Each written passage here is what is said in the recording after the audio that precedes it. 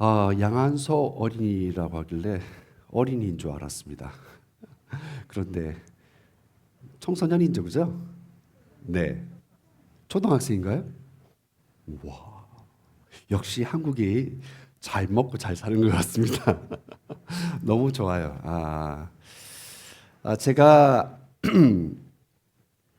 초등학교 4학년 때 예수를 믿었는데요. 그리고 나서 초등학교 4학년 때 성경을 신약을 10번 읽었어요. 그때 이제 어른들이 되게 놀랬죠. 어떻게 초등학생이 성경을 10번 읽냐고. 근데 그렇게 해서 쭉 성경을 대학 전까지 굉장히 많이 읽었어요. 해마다 10번 이상씩. 그래서 신학 대학원을 가기 전에 꽤 많이 읽었죠. 그리고 새벽 기도는 초등학교 때부터 다니기 시작했어요. 오늘 저희 아이들에게도 한번 집합해 놓고 아침에 그랬어요. 아빠는 너희들이 그렇게 하라는 것은 아니지만 초등학교부터 그렇게 하나님 앞에 기도하면서 하루를 시작하고 그리고 말씀을 읽지 않고서는 아침을 먹지 않았어. No Bible, no breakfast라는 얘기를 중학교 2학년 때부터 듣고 그래서 저희 아이들이 참 착하고 똑똑하지만 똑똑한 것을 인생을 살아갈 수는 없잖아요. 하나님께서 그 인생을 존중하지 않는다면 하나님께서 그 인생을 귀엽게 바라보지 않는다면 우리가 아무리 똑똑하고 출중하더라도 하나님의 쓰임을 받을 수 없는 것 같아요. 그래서 아빠한테 잘 보일 필요 없고 아빠 말을 듣지 않아도 돼. 그러나 하나님은 존중해. 그럴 때 하나님께서 너를 존중할 거야. 라는 얘기를 오늘 아침에 아침 식사를 하면서 같이 얘기를 했어요. 제가 존경했던 분이 대학교 때 대천덕 신부님과 프란시스 셰프였어요. 대천덕 신부님은 강원도의 예수원이라는 곳에서 공동체 생활을 하셨고 프란시스 셰프는 영국의 라블이라는 곳을 만들어서 공동체 생활을 시작했어요. 저는 원래 선교사가 되기 전에 공동체 목회를 꿈꾸었고 영국에 유학을 가려고 했어요. 그러다가 선교사로 인도네시아 1년 갔다가 아직까지 그 1년의 사역이 마치지 않아서 지금까지 있는 거예요. 근데 대천덕 신부를 왜 존경하냐면 그분이 선교에 했던 강의가 있어요. 그분이 선교에 대해서 이렇게 강의를 하시면서 참 인상 깊은 것 중에 하나가 우리나라의 한국 선교가 잘못됐다는 얘기를 꼬집어서 말씀하셨어요. 어떤 부분이 잘못됐냐고 말씀하셨냐면 한국에서는 해외 선교라면 모든 것을 이렇게 드리려고 해요. 해외 선교사님이라면 굉장히 존귀하게 여기는 거죠. 물질도 많이 드려요.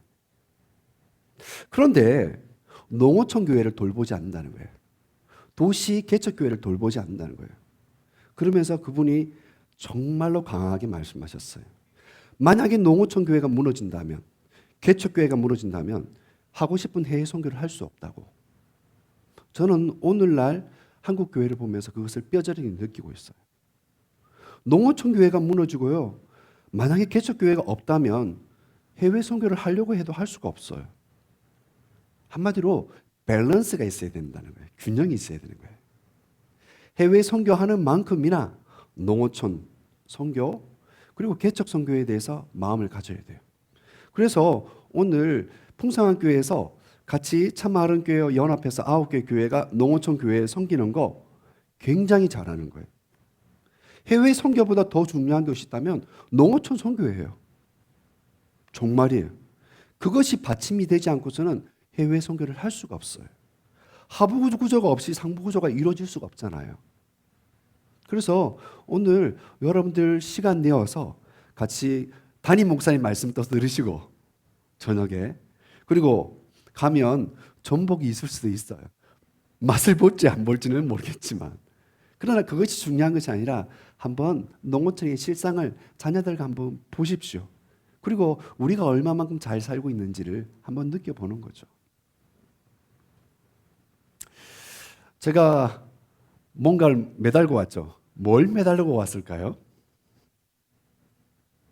뭘 매달았을까요?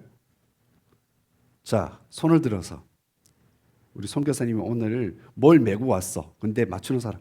너 얘봐. 너 지난주에 나한테 딱 안고 힘 자랑했지? 한번 얘기해봐 지금.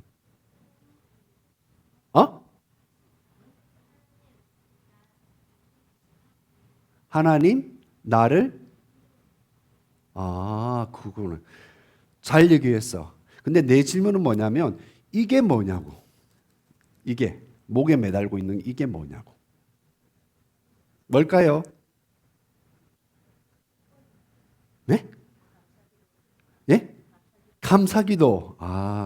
힌트는 지난번에 6월 달에 있었던 D6 컨퍼런스에 있습니다. 힌트는. 뭘까요? 제가 매달고 있는 게.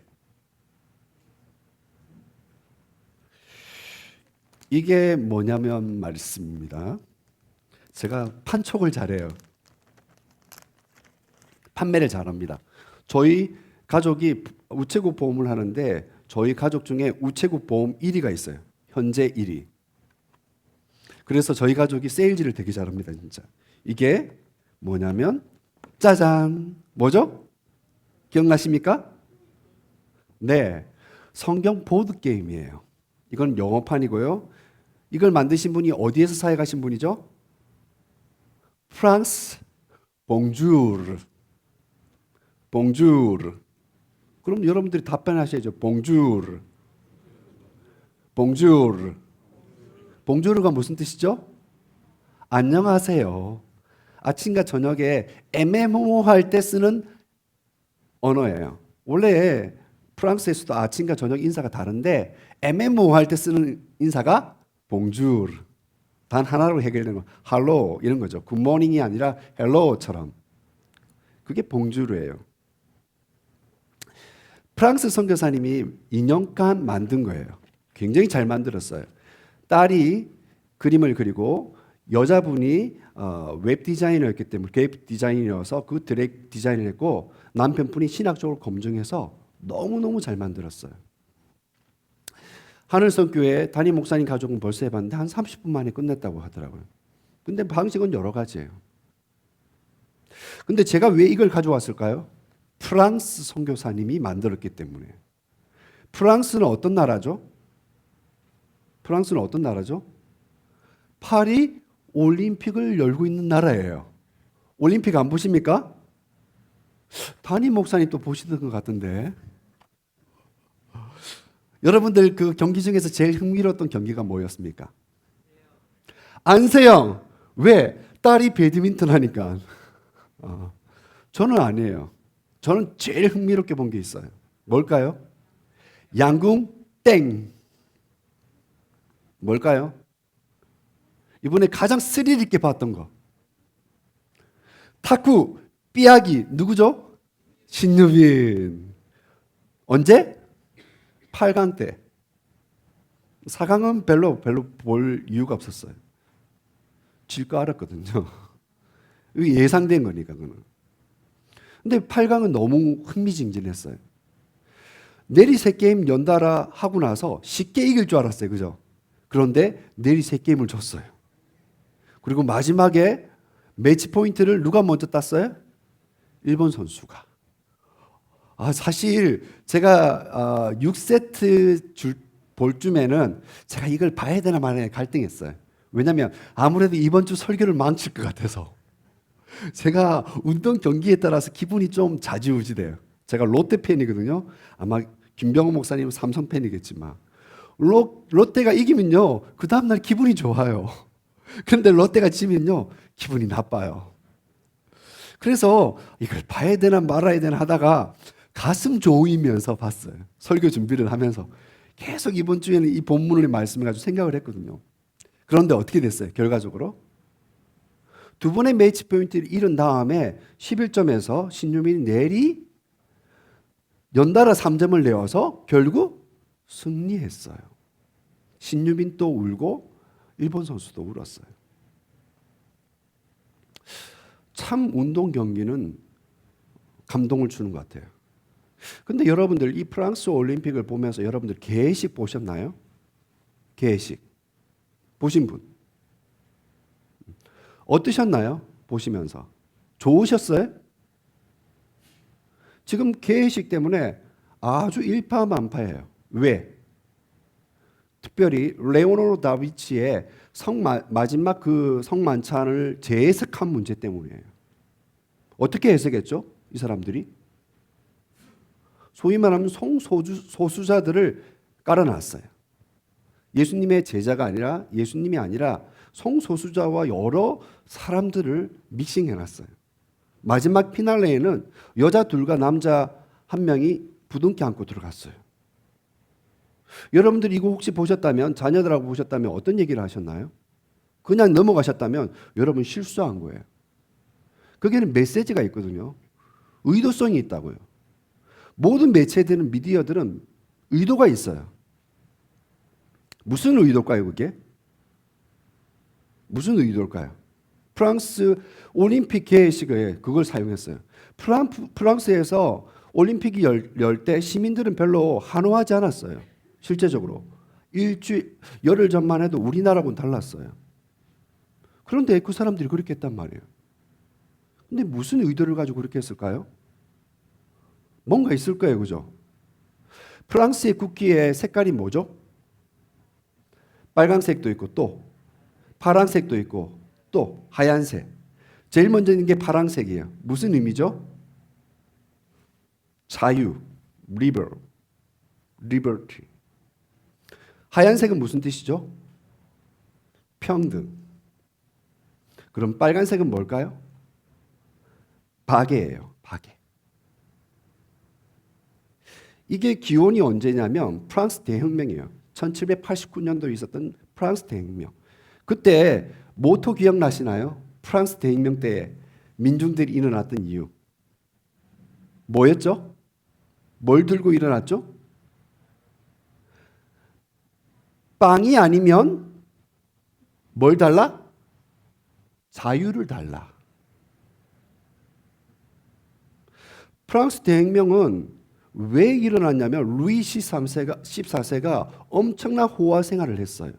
여러분들이 양궁 경기라든지 본 그 경기장들이 국민들의 혈세를 통해서 지어진 거예요.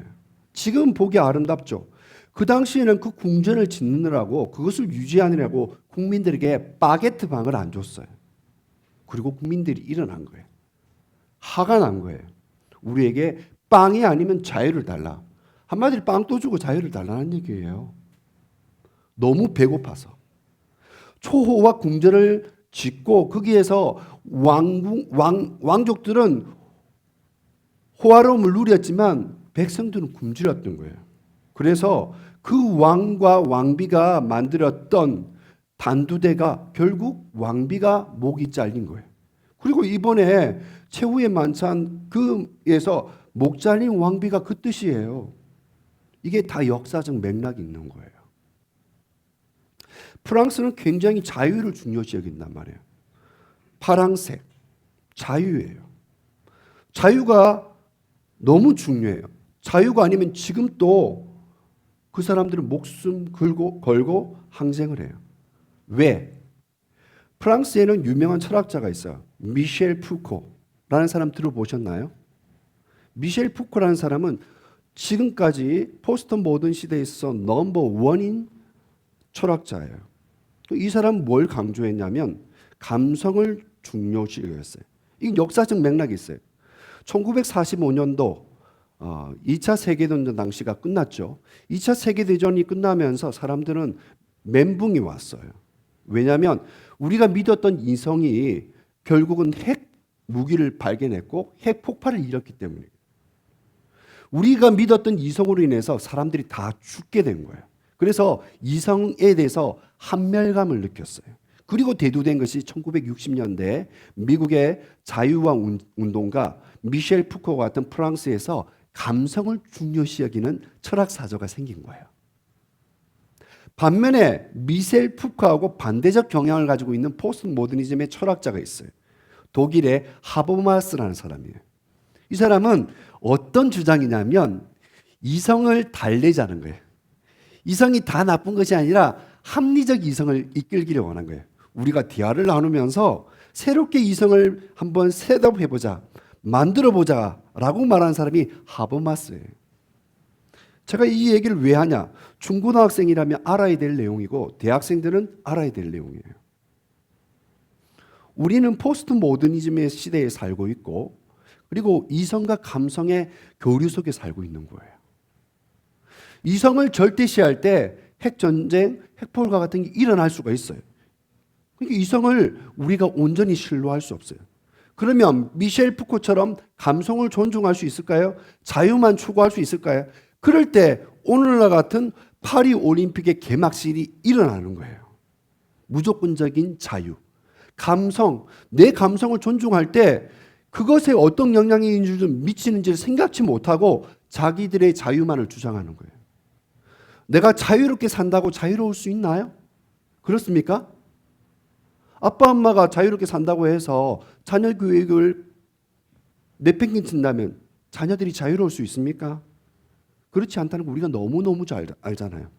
내가 나의 자유를 위해서 자유를 누리려고 하다 보면 얼마나 많은 고통들이 따르는지 몰라요. 프랑스 있는 지금 올림픽을 보면서 우리는 그것을 한번 생각해 봐야 돼요. 여기에 자유가 어떤 의미가 있는지, 여기에서 말하는 진리는 어떤 것을 말하는지, 그것을 가리켜서 비판적인 상황이라고 해요. 그리스도인들은 관점이 중요하잖아요. 오늘부터 대물림 12호 9호 주주제가 진리잖아요. 왜 이 진리를 다루냐면 우리가 진리라는 관점에서 세상을 바라보는 것이 필요하기 때문에 그래요. 그래서 여러분들이 공부하셨듯이 교사들이 공부하셨듯이 앞절에는 시편 119편을 말한 거예요. 왜 시편 119편을 말하냐면 시편 119편은 시편에서 성경에서 제일 긴 절이에요. 그래서 176절이 있는데 이게 히브리어 알파벳의 시작과 끝을 하고 있어요. 그래서 히브리어 성경을 보면 이게 시인데 그래서 모두 알파벳 숫자에 따라서 이 구절이 나요. 알레부터 타우까지. 그래서 영어로 말하면 A부터 Z까지 이 시로 돼 있어요. 히브리어는 그렇게 돼 있어요. 왜 시편 기자가 176절을 그렇게 했냐면 하나님의 말씀이 알파와 오메가, 시작과 끝이라는 것을 말하고 싶었던 거예요. 대물림 12호 여러분들이 1에서 시편 1편을 했잖아요. 그쵸? 복 있는 사람. 저는 시냇가에 심은 나무라 시절을 쫓아 가시를 맺으며 그 잎사귀가 마르지 않은 같이 그 행사가 다 영통하리로다. 여기 시편 기자도요. 알렉과 타우를 시편 1편에 넣었어요. 그리고 여기에는 중요한 이미지를 넣었죠. 나무와 교. 나무는 시냇가에 심은 나무라고 목사님께서 2달 전에 말씀하셨잖아요. 시냇가에 있는 나무는 시절을 따라 계절에 따라서 열매를 맺는 거예요. 그런데 아기는 어떤 삶이에요? 바람에 나는 겨와 같은 거예요. 영원할 수 없는 거예요. 하나님의 말씀은 영원할 수 있지만 하나님의 말씀을 따르지 않는 것은 영원할 수 없다라는 것을 시편 기자는 1편부터 얘기하고 있고 시편 119편에서 그것을 상징적으로 알렙부터 타우까지 히브리어 22구절을 다 패턴화해서 시편을 만들었어요. 그래서 여러분들이 히브리어를 읽지 못하더라도 히브리어 한번 성경을 보세요. 이렇게 돼 있구나. 시편은 모든 것이 시예요. 여러분들이 아까 전에 읽었던 전도서도 마찬가지예요. 시예요. 전도서의 12장에 나오는 아까 지금 8절에 헛되고 헛되니 모든 것이 헛되도다. 이것이 히브리어로는 헤벨이라는 단어예요. 근데 우리가 말하는 공허하다는 다른 의미와는 달라요. 전도서의 기자인 솔로몬은 이 세상의 모든 것을 가진 사람이에요.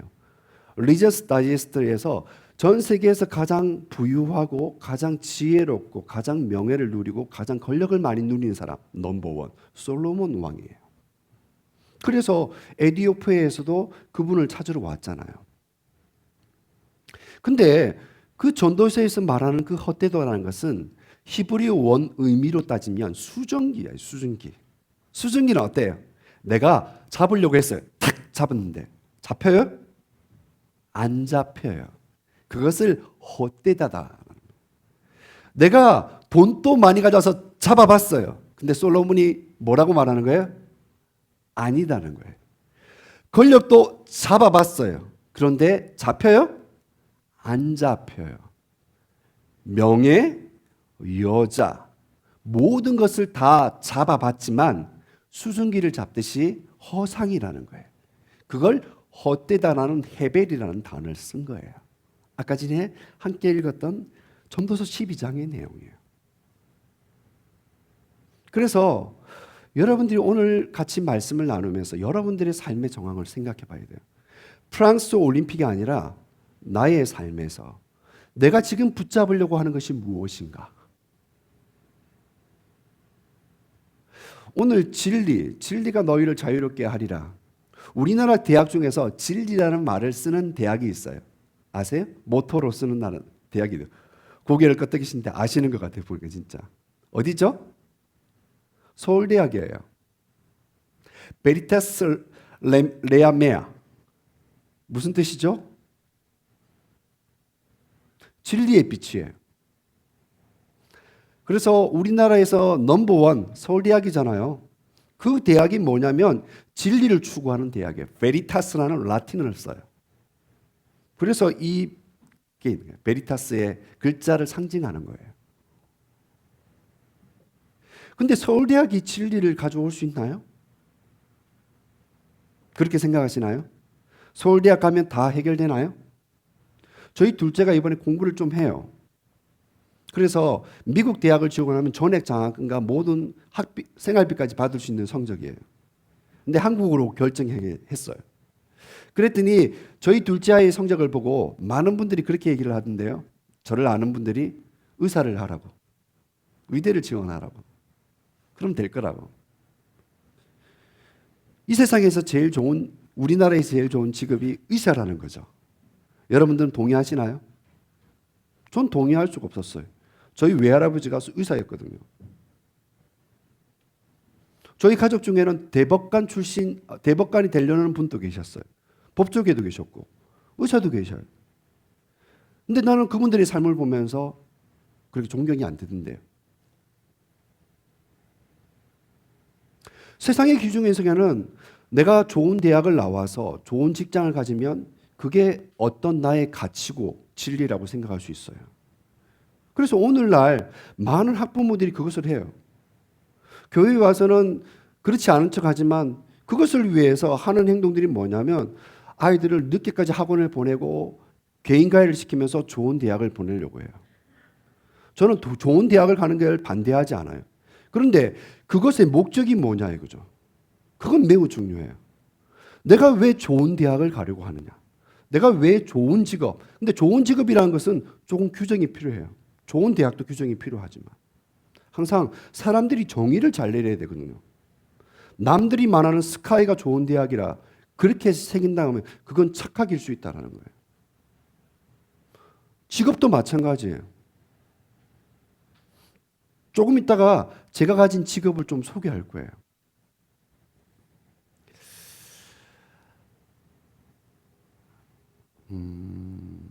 제가 요한복음을 되게 좋아합니다. 요한복음은 독수리의 복음이라고 해요. 제가 성경 중에서 가장 많이 읽은 성경이 요한복음이에요. 요한 1서와. 제가 사도 요한을 되게 좋아했거든요.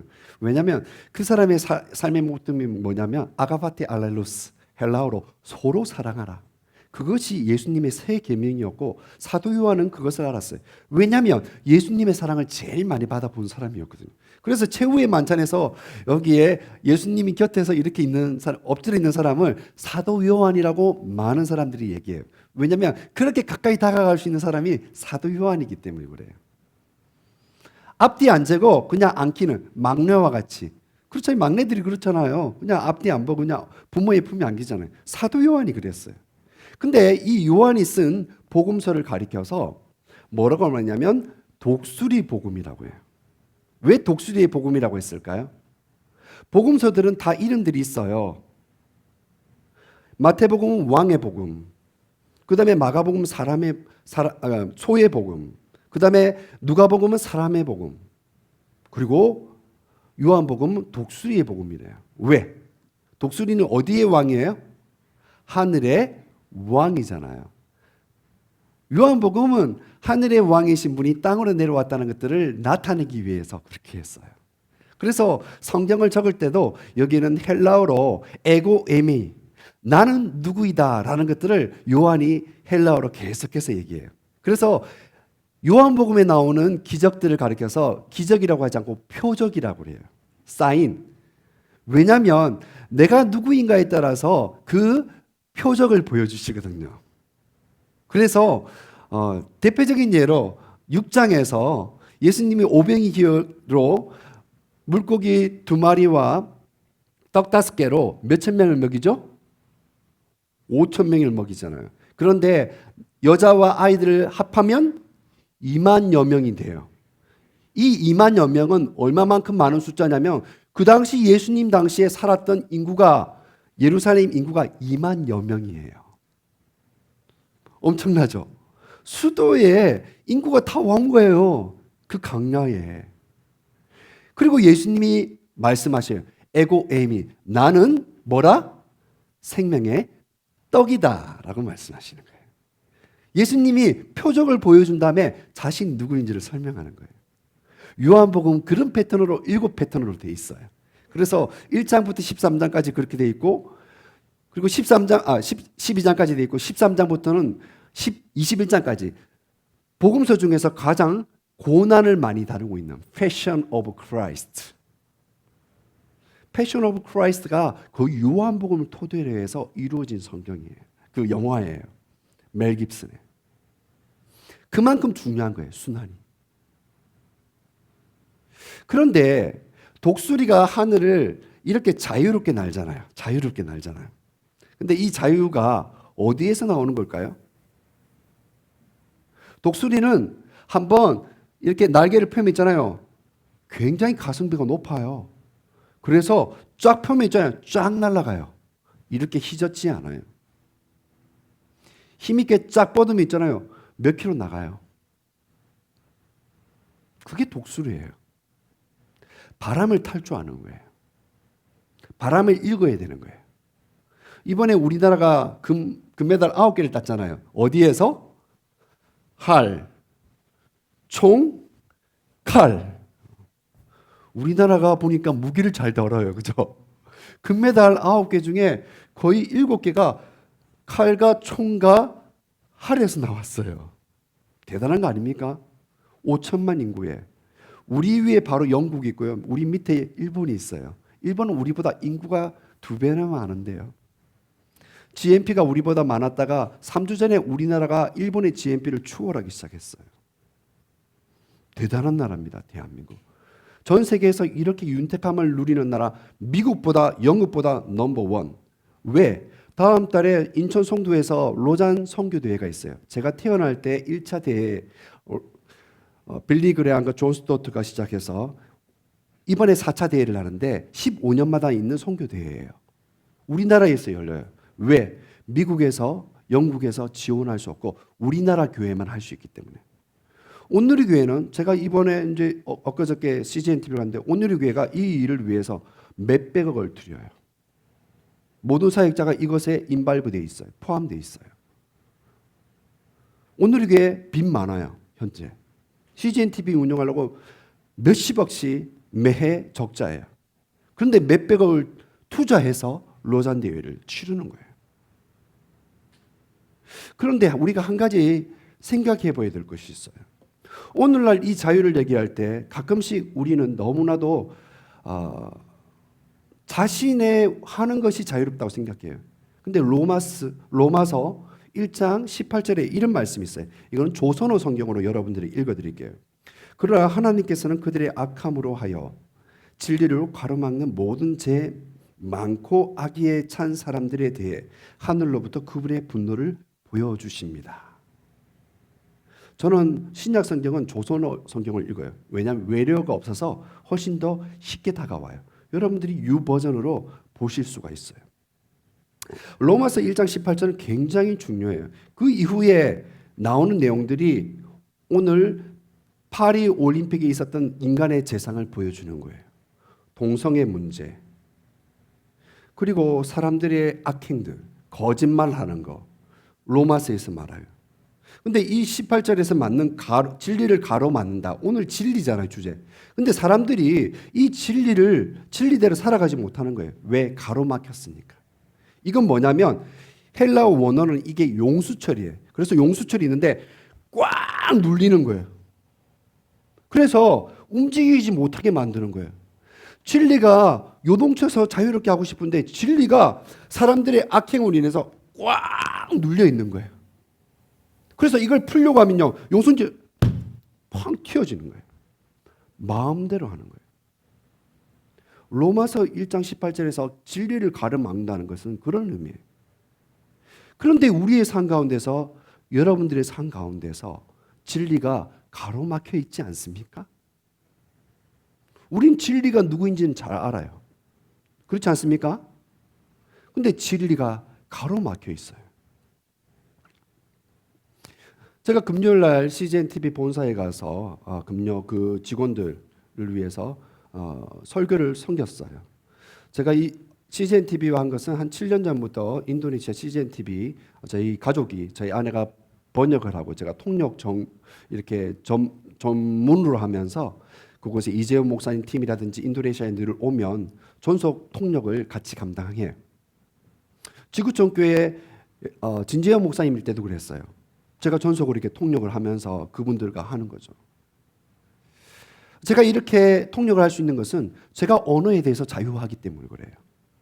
제가 언어에 대해서 잘 알고 언어를 잘 하지 못하면 그분들이 저를 사용하겠냐 이거죠. 자유하다는 것은 있잖아요. 잘 안다는 거예요. 법칙을 잘 알고 그것을 잘 지킬 때 진짜 자유할 수 있어요. 언어도 마찬가지예요. 문법을 알아야 되고 단어를 알아야지만 자유자재로 쓸 수 있잖아요. 봉주르. 때로는 한 단어로 될 때도 있지만 때로는 문장이 요구되기도 하는 거죠. CGN TV에 가서 한태균 본부장님이 국민일보 기자로 한 13년 있고 지금 현재 총괄 본부장하고 있는데 제가 김병원 목사님을 자랑했어요. D6 교회를 자랑했어요. 왜? 한태균 본부장은 국민일보 기자할 때부터 다음 세대에 대한 마음이 컸고 그리고 모든 세대 통합 예배를 드리고자 했어요. 제가 그걸 잘 알거든요. 그래서 제가 가정교회도 소개해줘서 휴스턴 서울교회 최영기 목사님 통해서 또 다큐멘터리를 찍기도 했어요. 이번에는 D6 교회를 소개했어요. 아마 목사님이 이제 CGN TV 가고 언젠가 D6에 관한 동영상을 그 다큐멘터리를 CGN TV에서 찍을 거예요. 아마도. 그럼 목사님 하기에 달렸고 D6 목회자들의 과제예요. 제가 왜 자랑했냐면 이 장면 때문에 그래요. 누구시죠?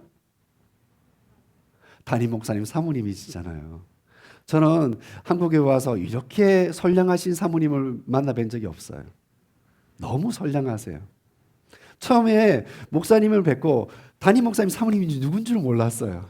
근데 한 며칠 그 컨퍼런스 갔다 오고 나서 그때도 궁금했어요. 다른 분들은 다 사모님하고 하는데 여기는 사모님 누구시지 했는데 이분이 사모님이시더라고요.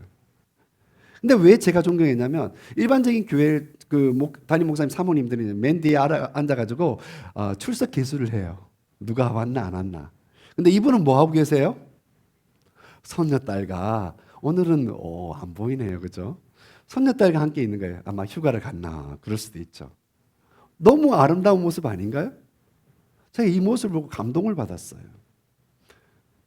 죄송합니다. 도착을 해서. 그리고 이 장면도 강면적인데요. 지금 여기 라인이잖아요. 어떻게 앉아 있는 거예요? 가문별로 앉아 있는 거예요. 어떤 분들은 할머니와 부모님과 손주들과 함께 부모님과 또 있기도 하고 또 물론 부모님 없이 있는 자녀들도 있어요. 너무 위대해요. 너무 기특해요. 저는 D6 교회의 저력이라고 생각해요. 이것이. 이거는 또 어때요? 1시 반부터 하브로타 공부를 하잖아요. 오늘 또 준비 잘 되셨나요? 좀 설교가 이게 우리가 공부했던 내용하고 다른데 그럴 수도 있어요. 그러나 본문은 있잖아요. 그죠? 8장 31절 32절이잖아요. 한 절만 오늘 읽었지만 시편 119편가 있잖아요. 오늘 또 할 거 아니에요. 성경학교가 있지, 그 농어촌 교회를 방문하지만 이거 조력 아닌가요? 다른 일반 교회에서는 하기 힘든 거예요. 어떻게 한 장소에서 연령대 이렇게 혼합해서 이렇게 할 수 있냐고. 제가 자랑했어요. 목사님이 저한테 잘 해주고 계시지만 하여튼 자랑했어요. 그런 것보다도. 그래서 인도네시아 사역자 가족과 왔잖아요. 이 가족 기억나시나요? 아구스 형제 가족, 나타사 자매 가족. 이 가족은 대단한 가족 아니던가요? 이런 가족이잖아요. 자녀가 12인데 자녀들을 복음화시키기 위해서 3, 4년 동안 했고, 그러고 나서 밤 8시부터 기도를 몇 분씩? 5분씩? 자녀가 몇 명? 시간이 몇 시간 흘렀다고요? 2시간이 흘렀대요. 말씀 또 있기 전에. 그렇게 수십 년을 보내고 현재 개척된 교회가 몇 교회? 110개의 교회가 인도네시아에 개척된 거예요. 이 자녀들과 손주들로 더불어서. 엄청나지 않습니까? 한 부부가 무슬림이 회심을 해서 자녀들이 회심이 되고 손주들까지. 그래서 믿음의 명문가. 여러분들이 꿈꾸는 교회 명문가가 그런 거 아닙니까? 그렇죠? 나만 잘 먹고 잘 사는 것이 아니라 우리 가족을 위해서 불신 가족들이 예수님을 믿게 되고 교회가 세워지는 걸 꿈꾸지 않습니까? 그렇잖아요. 내 가족만 잘 되는 거 주님이 기뻐하지 않으세요. 그건 주님께서 이 땅에 오신 목적이 있기 때문에요. 그렇죠? 내 가족이 잘 세워지고 다른 가족을 세우고 다른 교회를 세우길 원하시는 거잖아요. 그것이 D6 코리아의 부르심 아닌가요? 누구의 결혼식일까요? 저와 제 아내가 2002년 월드컵 다음에 결혼을 했어요.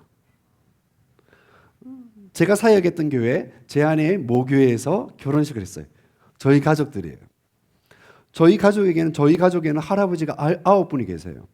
저희 어머니가 85년도에 예수를 믿은 다음에 암에서 치유된 다음에 전도를 하기 시작해서 할아버지 9가정에 있는 자녀들에게 전도하기 시작해서 3분의 2가 예수를 믿었어요. 지금 현재 목회자가 10명이 넘고요. 장로님들, 권사님들 수없이 많이 있어요. 저희 가족을 인해서 많은 교회가 개척되어졌어요. 실제적으로 저희 형님도 우리 목사님과 함께 신학대학원을 공부했고 같은 반에서, 그리고 지금 남양주에 목회하고 있고, 저희 어머니는 제 파송교회에서 전도사님으로 섬기고 계세요. 39년 전에 돌아가실 분이 기도로 치유되셔서, 그래서 제가 초등학교 4학년 때부터 성경책을 읽고 기도하기 시작했어요. 그때부터 방언하기 시작했고요. 여러 가지 은사를 경험하기 시작했어요. 아이들이라고 해서 못하는 게 아니에요. 아이들이 어른보다 더 잘할 수 있어요. 저는 그거 확신하고 제가 그렇게 경험했어요. 그리고 제 친구들이 그렇게 자라왔어요.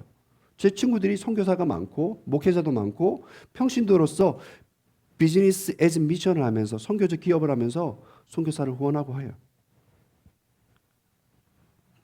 저희 부모님과 저희 형님 가족과 저희 가족이에요. 나라에 애국하고 있죠. 저희 아들 셋이잖아요. 어제 저희 3분 보셨죠? 남들이 남자 화장실에 깜짝 놀래요. 딸인 줄 알고. 왜 그런 현상이 있나? 이래서 그래요. 저게 있는 애가 저희 막내인데 남자랍니다. 여러분들 혹시 남자 화장실에서 이 아이 만나더라도 남자예요. 오늘은 자기 NK 친구들하고 함께 한다고 친구 따라서 강북 갔어요. 교회는 바로 밑인데 그래도 저는 존중했어요. 왜냐하면 그게 열심히 있는 거잖아요. 하나님 예배 드리겠다는 거잖아요. 친구 따라서. 그건 되는 거죠.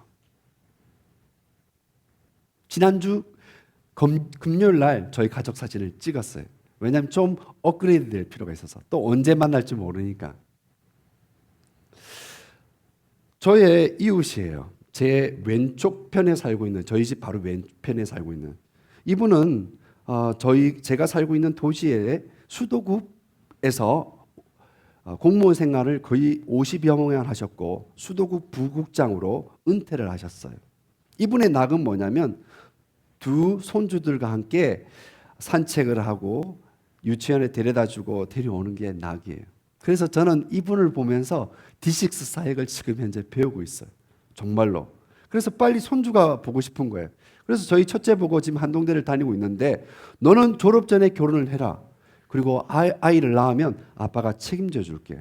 왜냐하면 그 녀석의 꿈은 졸업하고 나서 지가 공부했던 인도네시아 그 학교에 와서 생물교사가 되는 거예요. 한동대에서 생명봉합부가 되어서 의사가 되는 게 아니라 생물교사가 되어서 선생이 되겠다는 거예요. 저는 너무 잘한 선택이라고 생각해요. 의사가 되는 것보다도 지 출신의 생물교사. 저는 우리 아이들이 행복하게 살아갈 수 있다면 그것이 가장 최상의 직업이라고 생각해요. 정말로. 돈을 좀 못 벌고 남들이 볼 때 불명예스러울지라도 그거 좀 불편할 수 있어요. 그러나 그 아이가 행복하다면,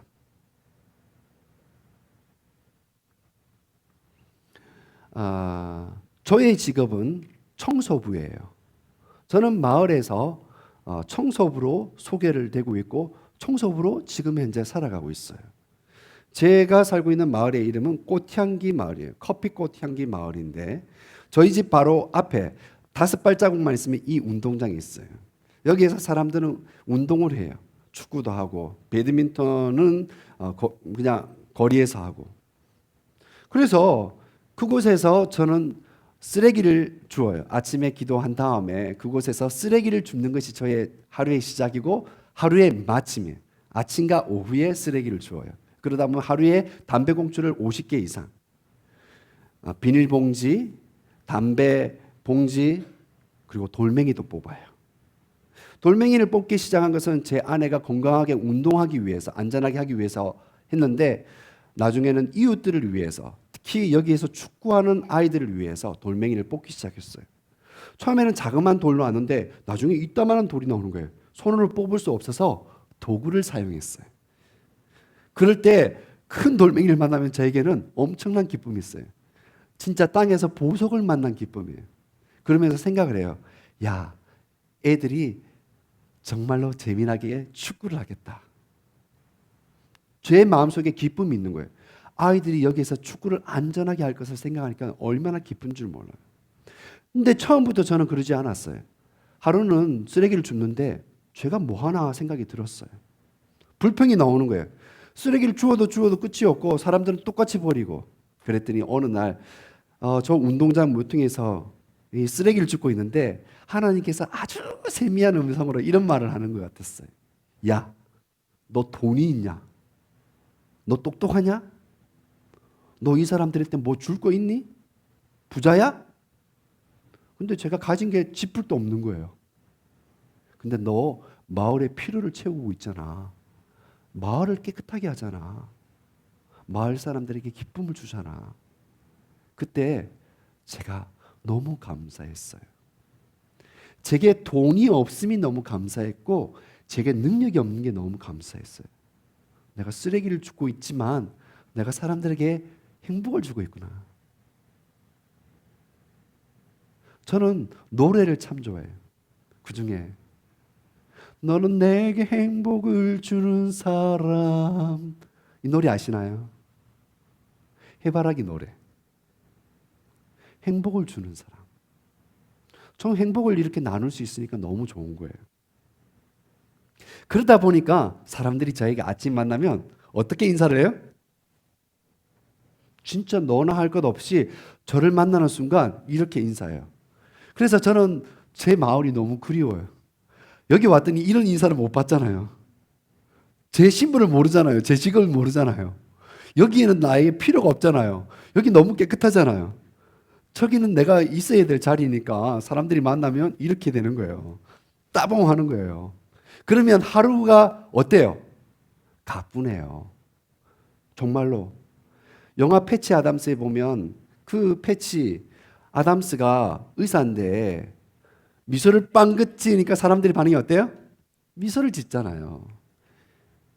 미소 짓는 사람에 욕할 수 없잖아요. 저는 그렇다고 생각해요. 하루를 살아가더라도 행복하게 살아가야죠. 그 행복은 뭐냐면 내가 지나가는 사람들과 내가 일상에서 만나는 사람들과 의미 있는 인사를 나눌 수 있는 거예요. 사랑의 인사, 다다다다다다다. 바이올린과 첼로가 아니라 정말로 미소로 인사를 나눌 수 있어야죠. 저는 의도적으로 제가 22년 전에 살았던 집을 거닙니다. 이게 제가 22년 전에 제 아내와 세 아들 없이 처음 시작했던 집이에요.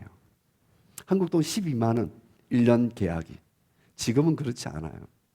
제가 하루에 의도적으로 시간만 있으면 이 집을 거나요. 그리고 지나가다가 물소리도 듣고 화장실 소리도 듣고 그때 아내랑 이렇게 알콩달콩 잘 살았지. 그리고 제 교통수단은 자전거예요. 21년 전에 언학을 다니면서 샀던 중고 자전거. 지금 또 이 자전거를 타고 다녀요. 저희 집에는 자동차도 있고 오토바이도 있어요. 편해요. 근데 저는 자전거를 더 선호해요. 왜냐하면 사람들하고 의미 있는 인사를 나눌 수 있거든요. 고갯길이 많아요. 땀을 흘리면서 가요. 덥지만 그러면 사람들이 웃어요. 그럼 저도 웃어요. 힘들면 쉬어요. 그럼 그 사람들이 물을 건네줘요. 커피를 건네줘요. 그리고 인사를 나눠요. 저는 하루를 살더라도 행복하게 살고 싶어요. 그리고 하루를 살더라도 사랑하며 살고 싶어요. 온몸과 힘과 뜻과 정성을 다해서. 그리고 저는 마을 사람들과 잘 놀아요.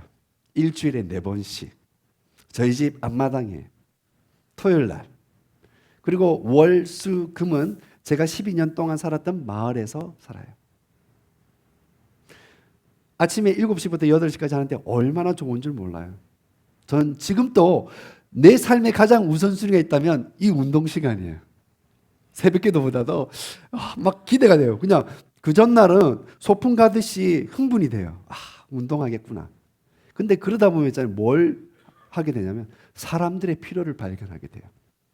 아픈 사람들, 힘든 사람들. 제가 쓰레기를 주면 있잖아요. 제 마음에 쓰레기가 버려져요. 그리고 마음에 쓰레기 있는 사람들이 제게 찾아와요. 정말이에요.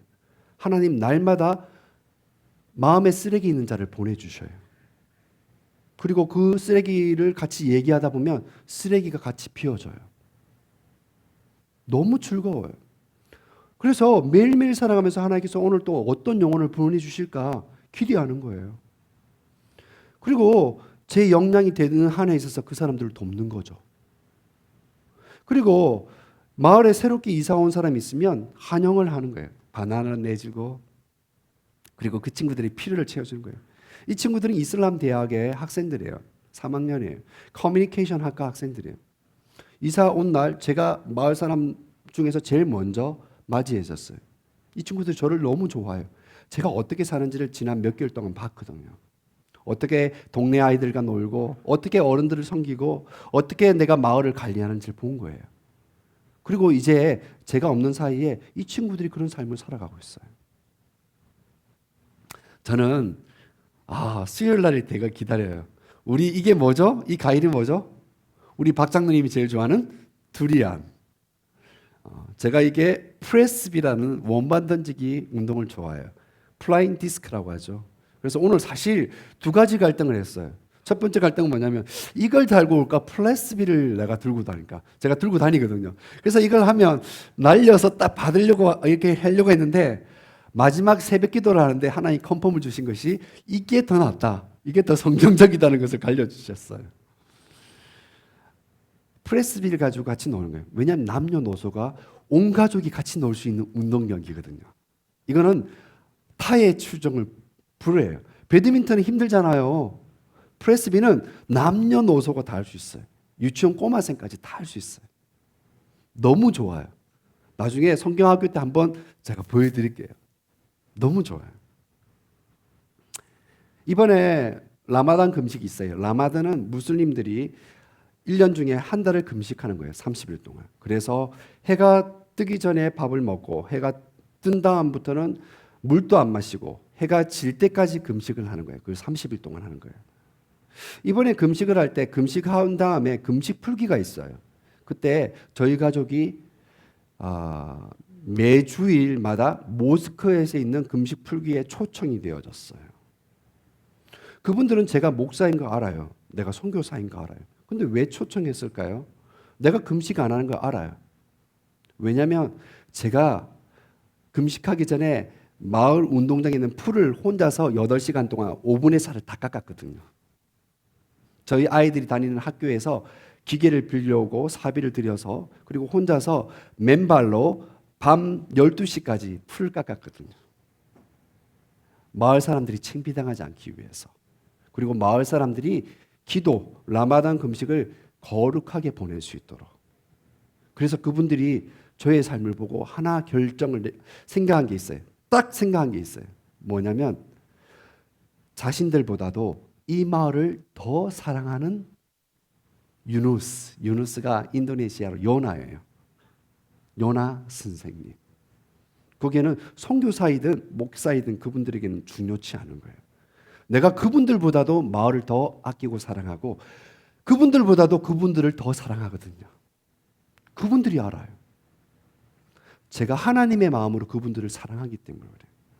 그래서 저를 존중해서 저희 가족을 라마단 금식 풀기 때 모스크에서 목사를, 선교사를 초청한 거예요. 그리고 같이 음식을 나눠 먹었어요. 저는 매해 5월 12일마다 가족 천국 잔치를 해요. 이번에도 했어요. 저희 어머니가 함께 오셨어요.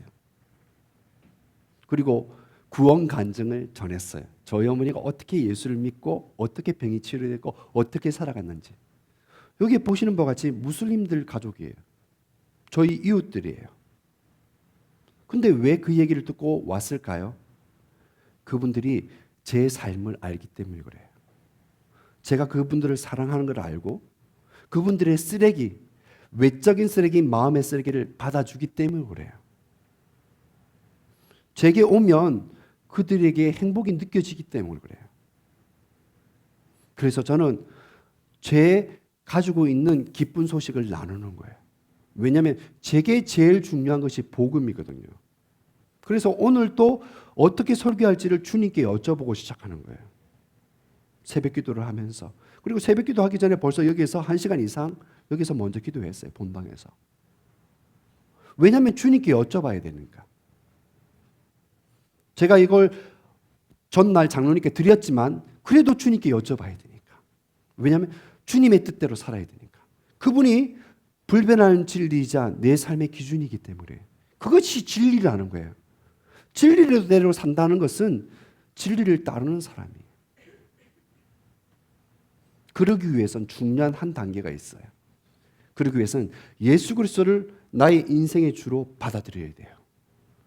저희 아들들은 미국 휴스턴 서울교회에서 한날 동시에 모두가 침례를 받았어요. 침례교회니까 그게는. 제가 장로교 목회자만 그게 관계없고 중요한 것은 그 아이들이 예수 그리스도를 주로 받아들이는 거예요. 이것이 시작이에요. 예수님을 인생의 주인으로 받아들일 때 그것이 진리를 따르는 삶의 시작인 거예요. 만약에 돈이, 명예가, 좋은 대학이 나의 삶의 기준이면 그게 진리인 거예요. 내가 그것대로 시간을 보낸다면. 그래서 하루 24시간을 살아가면서 내가 사용하는 시간 가운데서 내가 무엇을 따르는지를 보면 나의 진리를 알 수 있어요.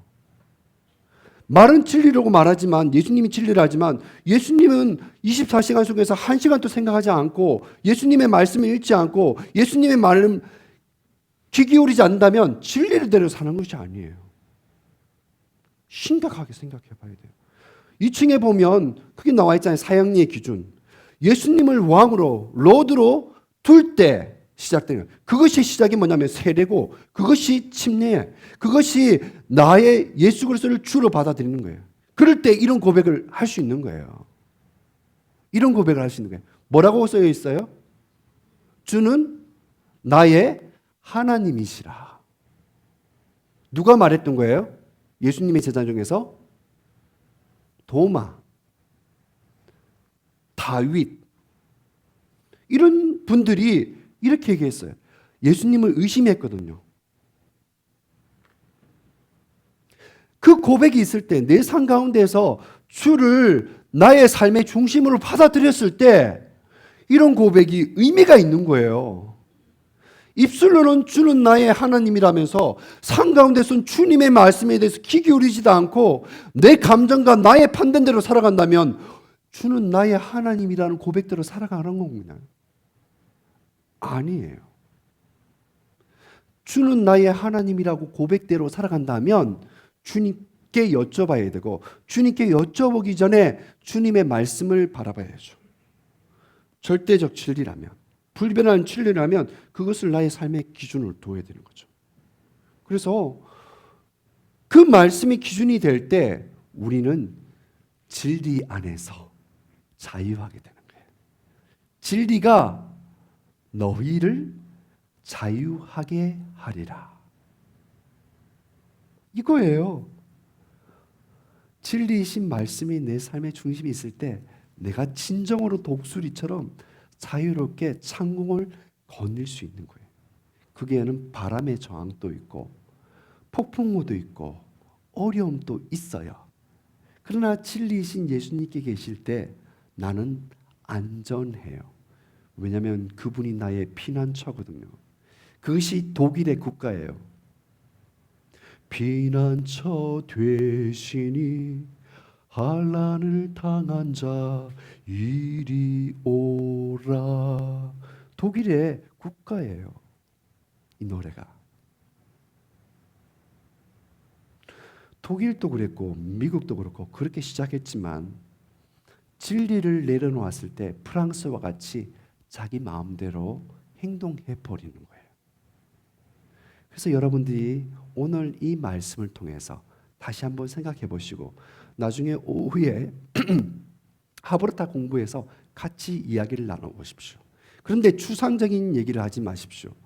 여러분들이 생각하는 24시간 중에서 내가 사용하는 시간, 나의 에너지, 나의 은사 그리고 나의 지식을 사용하는 것에 여러분들의 진리가 있고 여러분들의 가치가 있고 여러분들의 삶의 표준이 있는 거예요.